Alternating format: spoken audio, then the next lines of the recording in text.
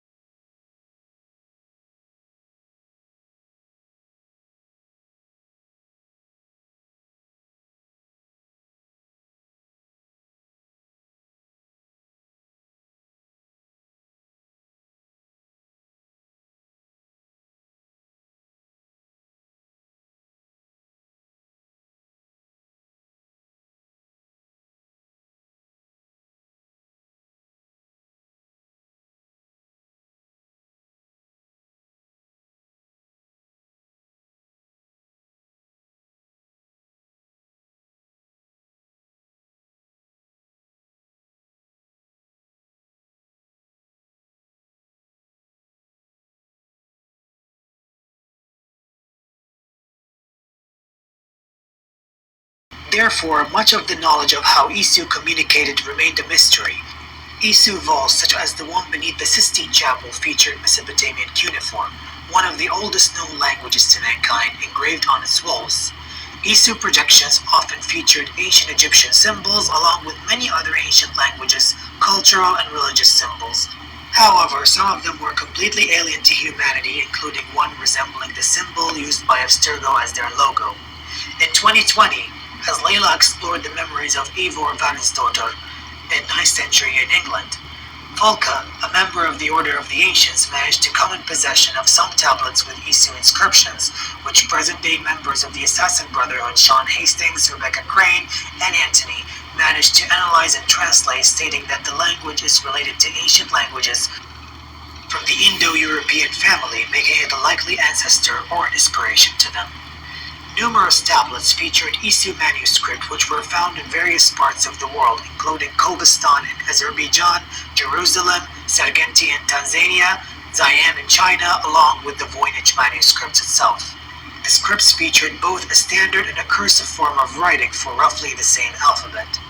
Overall, the Isu are apparently not as monolithic as they were once thought to be, as they utilize various and seemingly unrelated forms of writing, in addition to the fact that they possessed a sixth sense of knowledge which humanity could only grasp a figment of from those descended from human Isu hybrids, according to Juno. It is yet to be seen if the sixth sense of knowledge was also another form of communication.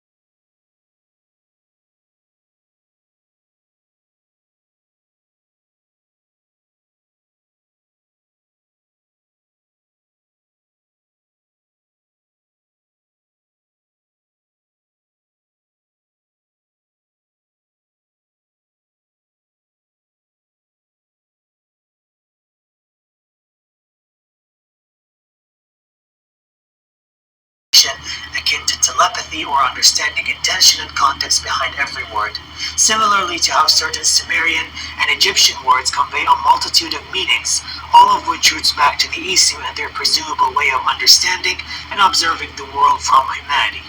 Of course, given that no lore information is there to back up the fact that their knowledge was a form of telepathy, this remains an educated guess for now.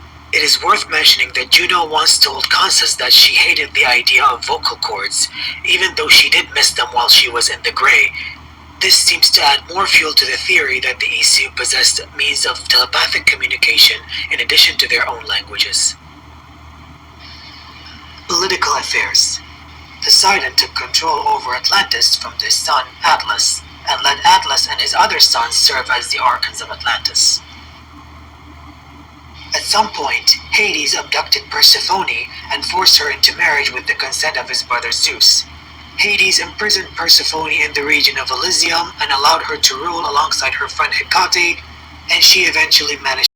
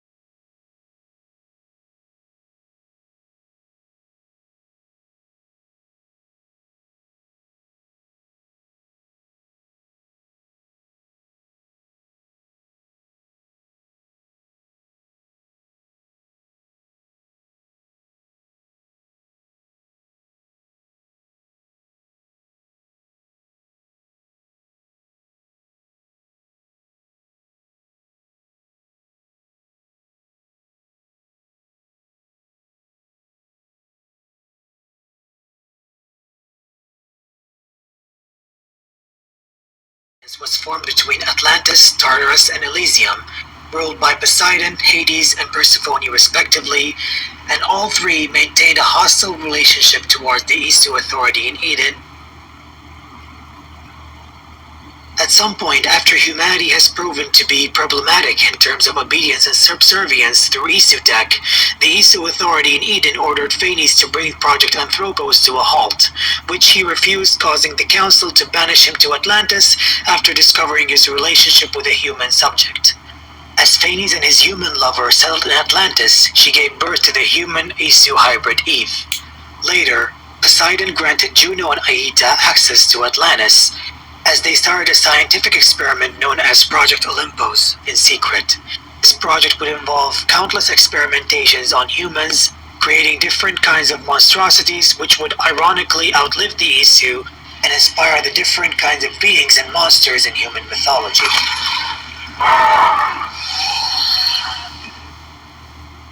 Knowledge and creation.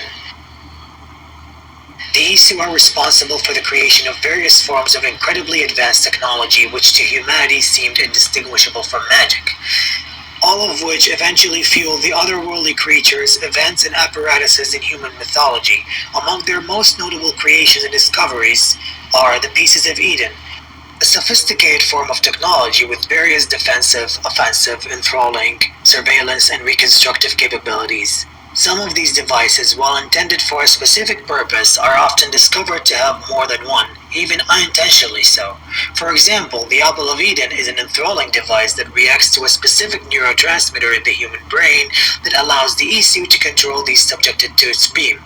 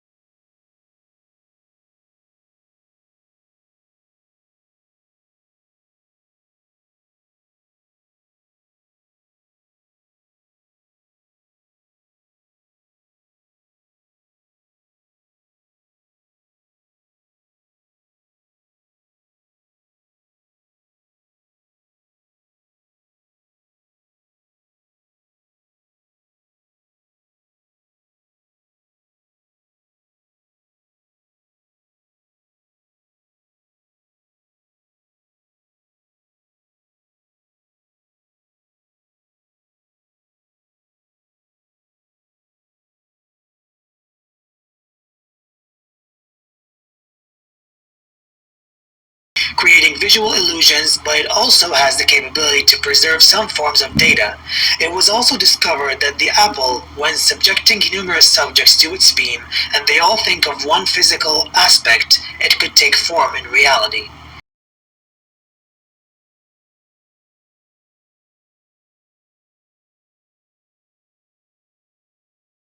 On the other hand, the Shrouds of Eden is a nanotech matter regenerator used to treat the casualties of war, yet at the same time it is capable of storing consciousness within it, which can take over an individual using it for a period of time. Additionally, the Sword of Eden is not only a weapon, but it imbues its wielder with charisma, which has a similar effect to the Apples of Eden.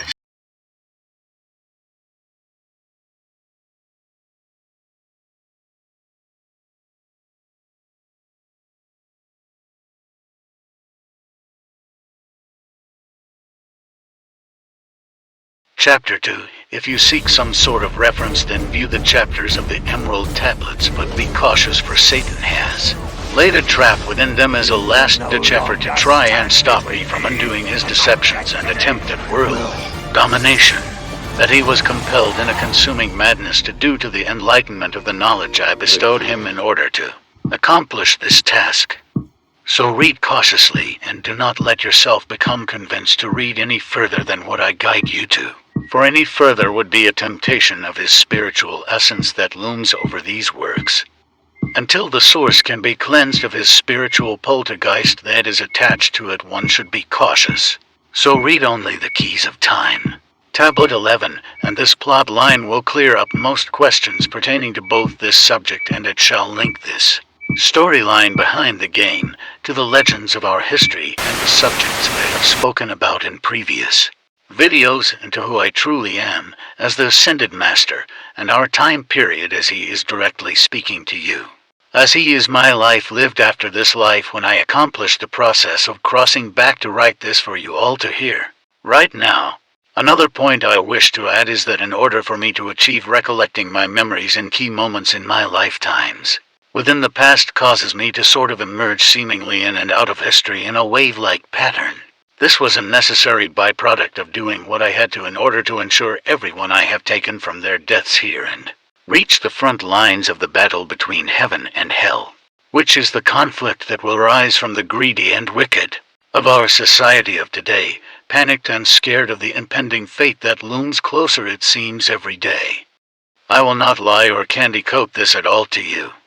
I don't know if we are going to be all right, honestly. I set the universe into place by a template of what occurred that I knew and used as foundations for the timeline, but only up to the point of where I was within creatio. After that, I only set the design of how the universe would end so that I could pick it up from there and create a new one. I didn't specifically set the length until the end.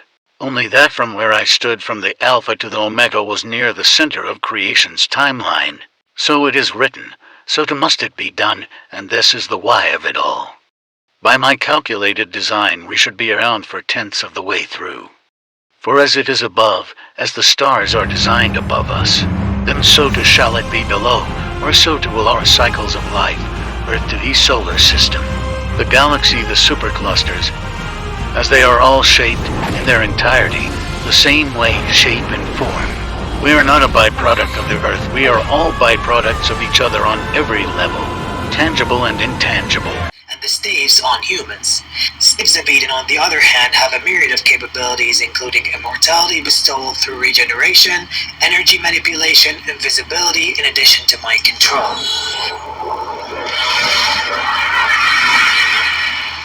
Shards of Eden are protective pieces of Eden in the forms of rings that create a protective shield around those who put them on, while memory seals function in a similar manner as an animus, allowing their user to relive the memories of a person who recorded memories within it. The Kohinoor, also known as Mountain of Light or Simantaka Mani, is a piece of Eden and a diamond with an immense power and capability to link all pieces of Eden together. It was once rumored that only women could wield this piece of technology. During the Isu era, it was once in the hands of Durga, who imprinted her consciousness into it. It also belonged to Juno at some point, though it's unclear whether it's the same piece or a different one. Sometime during the human Isu rebellion, Juno's father Saturn was killed by human rebels. Enraged, Juno used the diamond to vaporize everyone in the room. The Trident of Eden is one of the most powerful pieces of technology created by the Isu. It is formed of 3 pieces named Faith, Fear, and Devotion.